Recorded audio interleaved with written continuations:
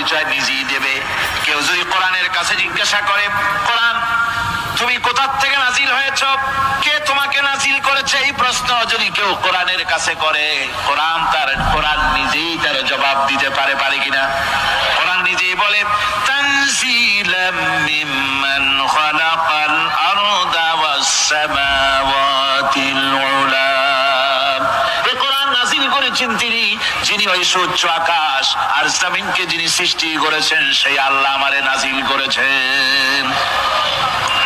কোরআনের কাছে কেউ যদি প্রশ্ন করে, ও কোরআন এই পৃথিবীতে নাজিল হওয়ার আগে তুমি কোথায় ছিলে, কেউ যদি প্রশ্ন করে, কোরআনে কারীম নিজের পরিচয় শোনায়, আমি কোথায় ছিলাম শোনো, বাল হুয়া কুরআনুম মাজিদুন ফি লাউহিম মাহফুজ। বরং এই কিতাব অতীব মর্যাদা সম্পন্ন সুরক্ষিত ফলকে লিপিবদ্ধ ছিল, আমি ছিলাম লৌহে মাহফুজে, সেখান থেকে এসেছি।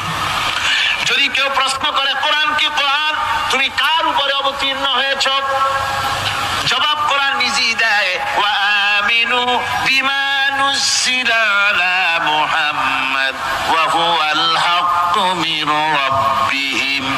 ঈমান আনো সেই জিনিসের উপরে যেটা মুহাম্মদ সাল্লাল্লাহু আলাইহি ওয়াসাল্লামের উপর অবতীর্ণ হয়েছে। আবার অন্য আয়াতেও জবাব পাওয়া যায়, তাবারাকাল্লাযী নাযালাল ফুরকানা আলা আবদিহি লিয়াকুনা লিল আলামিনা নাযীরা। অতীব বরকতপূর্ণ মহান সত্তা সেই আল্লাহ রাব্বুল আলামিন, যিনি তার বান্দার পরে ফুরকান অবতীর্ণ করেছেন। সুবহানাল্লাহ। মধ্যে পার্থক্য সূচিত করে, মঙ্গল এবং অমঙ্গলের মধ্যে পার্থক্য সৃষ্টি করে, যা সত্য এবং মিথ্যার মধ্যে তাফরিকা সৃষ্টি করে। সত্য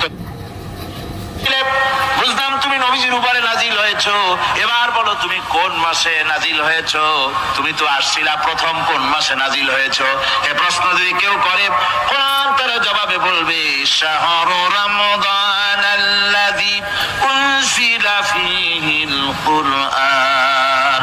রমজানের পবিত্র মাসে আমি অবতীর্ণ হয়েছি। সুবহানাল্লাহ। যদি প্রশ্ন করা হয়, রমজানে তো আসছো, কিন্তু প্রথম নাজিল হয়েছিল কোন সময়, ওটা কি দিন ছিল না রাত ছিল? কোরআন তার জবাবে বলে,